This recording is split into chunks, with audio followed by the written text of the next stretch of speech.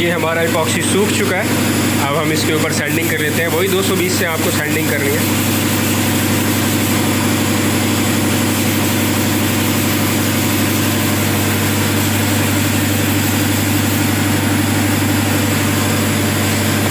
Sending कर लिया। अब हम इसके ऊपर डालेंगे ये वाला मटेरियल जो हमने बनाया था सीलर, इसको डालेंगे हम। 3 से 4 कोट इसके पड़ेंगे। फिर जब ये सूख जाएगा उसके बाद सैंडिंग करके टॉप कोट डालेंगे हम लोग। हमने मशीन में डाल लिया।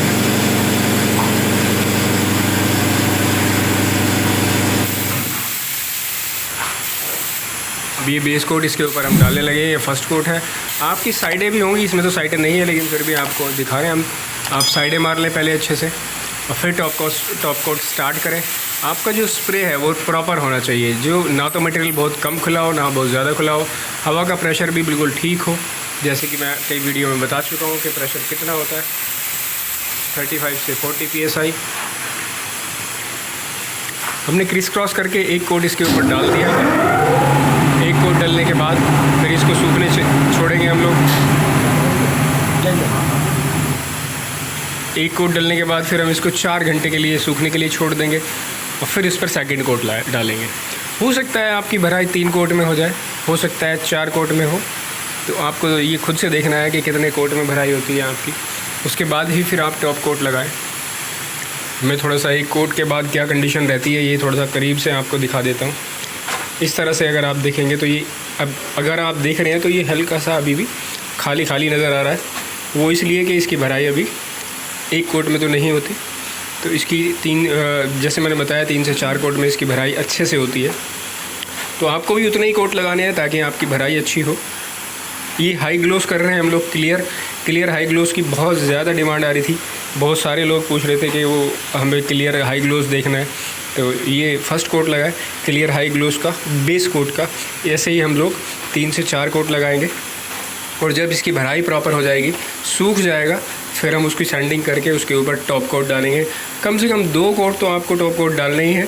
बाकी आपके जो ऑब्जेक्ट है जिसके ऊपर आप कर रहे हैं उसकी क्या कंडीशन है, क्या सिचुएशन है, उसके हिसाब से भी आपको देखना होता है कि हम आपको कितने कोट डालने हैं।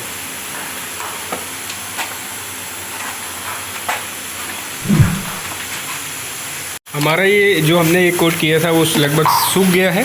तो अब हम इसकी सैंडिंग कर लेते हैं।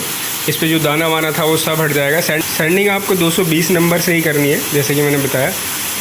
आप इसकी सैंडिंग करें एक कोट होने के बाद अच्छे से। देखिए ये हमारा ड्राई हो चुका था। ये जो पाउडर निकल रहा है इट मीन्स कि ये अच्छे से सूख चुका है। तो अब हम इसकी सैंडिंग करेंगे। सैंडिंग करके फिर हम इसके ऊपर सेकंड कोट डालेंगे। जो फर्स्ट कोट आप करते हैं उसमें थोड़ा सा डस्ट आ जाता है। ग्लोस में तो देखिए डस्ट आता ही है। आपके पास अच्छी अपॉर्चुनिटी होती है सैंडिंग की। सैंडिंग करके आप उसको निकाल सकते हैं बहुत अच्छे से।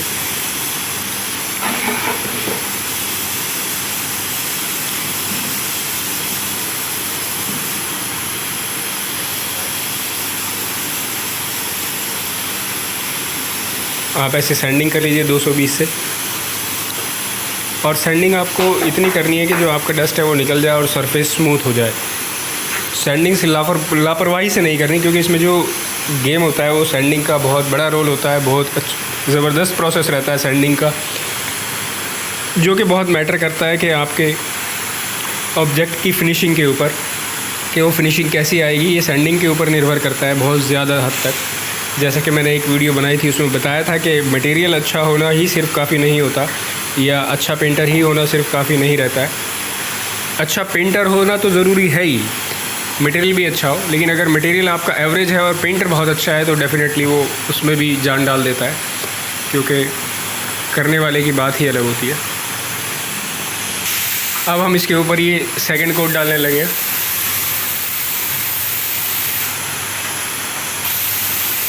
जैसा कि आपने देखा हमने सैंडिंग करके अब ये दूसरा कोट इसके ऊपर लगा रहे हैं हम लोग। ये दूसरा कोट है हमारा। सेकंड कोट भी हमारा एक कंप्लीट हो गया। अब मैं आपको थर्ड कोट नहीं दिखाऊंगा, 2 कोट मैंने दिखाए। ऐसे ही आपको दोनों कोट लगाने हैं। थर्ड कोट लगाना मैं उसका शूट करने में टाइम वेस्ट होगा आपका भी और मेरा भी। तो मैं इसी तरह से आपको थर्ड कोट लगाना है या फोर्थ कोट लगाना है तब तक जब तक कि आपका जो बेस है वो अच्छे से फिल नहीं हो जाता, भर नहीं जाता। आपको भराई पूरी अच्छे से करनी है, प्रॉपर तरीके से करनी है। तो अब मैं इसके ऊपर थर्ड कोट लगा, जब ये सूख जाएगा 4 घंटे बाद तो इसके ऊपर थर्ड कोट लगाऊंगा। थर्ड कोट लगाने के बाद फिर मैं इसके ऊपर सैंडिंग करूंगा। सैंडिंग करके फिर मैं इसके ऊपर टॉप कोट डालूंगा। तो ये प्रोसेस है पूरा। और अभी जब ये सूख जाएगा 4 घंटे बाद तो दोबारा से इसके पे सैंडिंग करके मैं आपको दिखाऊंगा कि टॉप कोट कैसे डलता है। तो अगर आप ये देखेंगे तो ये सेकंड कोट हमारा पूरा हो गया। अगर मैं आपको दिखाऊं तो हमारे इस पे हमें 4 कोट लगाने पड़े। 4 कोट में जाके ये पूरा हमारा बढ़िया फिनिशिंग आ गई, इसकी पूरी भराई हो गई अच्छे से। इसकी बफिंग करके भी मैं आपको दिखाऊंगा बाद में। तो अभी हम इसकी सैंडिंग कर लेते हैं 4 कोट के बाद, और इसके ऊपर हम लोग टॉप कोट डालेंगे जैसे कि मैंने आपको बताया। ग्लोव्स डालेंगे, हाई ग्लोव्स क्लियर का, और ये कैसा लगता है देखने में वो भी आपको ज़रूर से बताऊँगा मैं। तो इसकी हम लोग सैंडिंग कर रहे हैं अच्छे से। सैंडिंग करने के बाद हम इसके ऊपर टॉप कोट डालेंगे हाई ग्लोस का। टॉप कोट पता है, टॉप कोट आपको 2 कोट तो डालने ही है, 2 कोट में अच्छी फिनिशिंग आ जाएगी।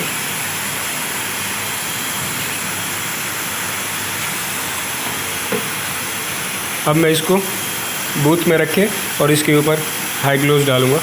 उससे पहले मैं आपको हाई ग्लोव्स का मटेरियल दिखा देता हूँ कि मटेरियल कैसा होता है और आपको किस रेशो में उसको मिक्स करना है और मिलाना है।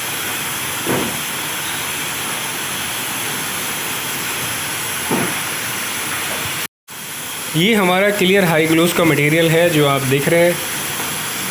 ये हमारा 3 लीटर का पैकिंग है जो कॉम्बो पैक आइका का आता है वो।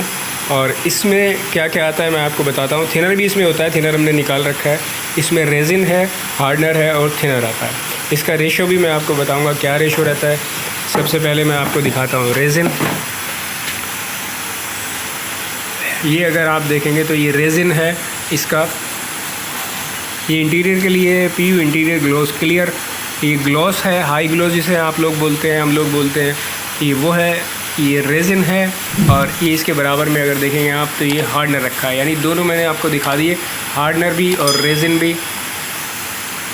इसका भी रेशो भी मैं आपको बताऊंगा कितना कितना आपको डालना है, और इसमें थिनर कितना डालेगा वो भी मैं बताता हूँ। तो इसमें से थिनर हमने निकाल के रखा हुआ है, वो थिनर भी आपको अभी डालेंगे तो आपको थिनर भी दिखा दूँगा। इसके अंदर हम लोग इसको बना लेते हैं ताकि हमारा एक कोट इस पर आराम से हो जाए इजीली। अगर आप करीब से देखेंगे तो ये ऐसा दिखता है। रेजिन हमारा बिल्कुल क्लियर टाइप का है और इसमें ज़रा सी भी कोई ऐसा येलोइशपन ना के बराबर है, इसमें ये बिल्कुल क्लियर ही है।